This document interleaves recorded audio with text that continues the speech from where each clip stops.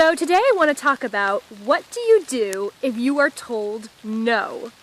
And nothing in the world could have prepared me for the first time that I was told no, I could not have something I wanted, and when it really, really mattered to me. And especially, it was a moment where I felt like I put my heart on the line, I risked something for the sake of my dream, and I just, boom, door in the face. I'll tell you my story really quickly. I moved to Ireland last year. I had very little money, but I did this by working on an estate in exchange for room and board through an organization that I'll put down in the information box. And while I was there, I met an incredible human being, my friend Daniel, who was, he's Irish, and he dropped out of high school to pursue his passion of piano. And I had never heard of such a thing before. I grew up being told that I had to have some type of practical career, and my passions of art and writing had to be hobbies. They had to be on the side. So this person opened up my eyes to the fact that you can actually center your life around something that others might see as impractical. And observing him day in and day out, he just was so single-minded. I've never seen someone focus so much on what they wanted, or see someone who just had opportunities fall into his lap over and over and over again, because that's what happens when you are obsessed about something, when you're passionate about something. The things in your life tend to just fall into place. Opportunities just happen to spring up. And my mind changed to see that, whoa, if he can do it, maybe I can too. And now I had been writing and painting my whole life, but I did it on the side, except for some years when I was a homeschooler throughout high school, and I really did just throw myself into just wandering the woods, painting, writing. And then I went to college, and I put that all aside, and I studied Latin and Roman history, and things that I wasn't really passionate about, but I was told, it's not a question of if you go to college, it's where and when. So when I got out of college, I was feeling very empty and discontented, and I didn't know why. I thought, I have a degree in my hands.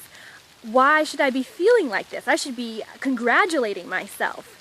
And eventually I came to realize that for the sake of that, I had abandoned for 4 years or more some of my greatest loves in life. Filmmaking, writing, painting, the arts basically. So I went to Ireland, and eventually I thought, I'm going to try this too. And I went to the gentleman who owned the farm, the estate, and I said, could I possibly do what he is doing? Could I have a very subsidized rent and just write all day? Because I had written on the side, I had maintained jobs and written on the side my whole life. But this was the first time that I decided I was going to try to do it full time.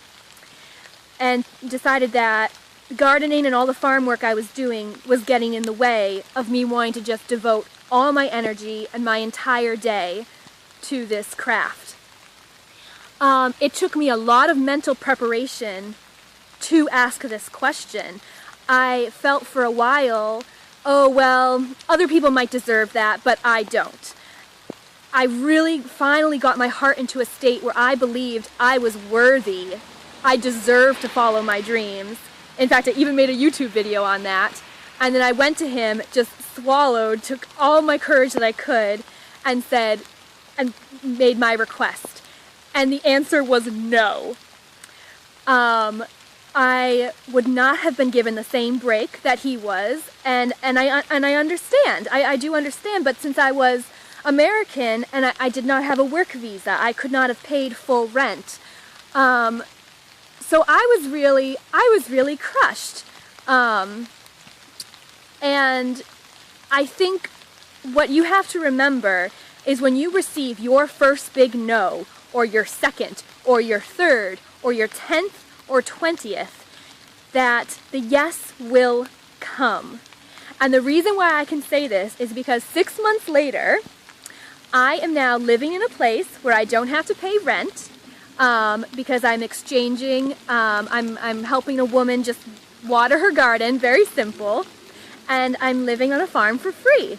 And I spend my entire day writing or painting if I feel like it. And there are moments where I just stop and I think back on the journey of the past 6 months and the successive no's that I got. I actually got repeated no's. I won't get into them, but I just want to tell you my joy right now, because there are moments when I just stop and I look around and I say, oh my goodness, I am sitting in the sunshine, or I'm lying in the grass, and I'm just writing. And my soul is filled with such a sense of just delight and pleasure.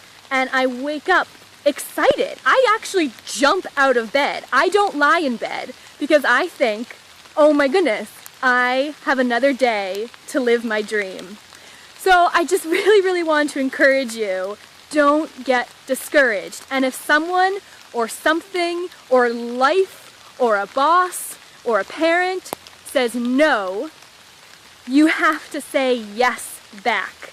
You cannot take that as, oh, maybe I'm not worthy. Oh, maybe this won't work. No, fixate your mind on what you want. For me, it was writing full time, and you will get it. And if you don't move your eyes from that goal, everything else around your life, you will start to shift it yourself. You know, maybe you'll get a weekend job to give you some extra cash, or I don't know what. Tell me about your successes, or tell me about what your hopes are. And I just really want to encourage you, go for it. Don't be discouraged by no's. It's only what happens right before the yes.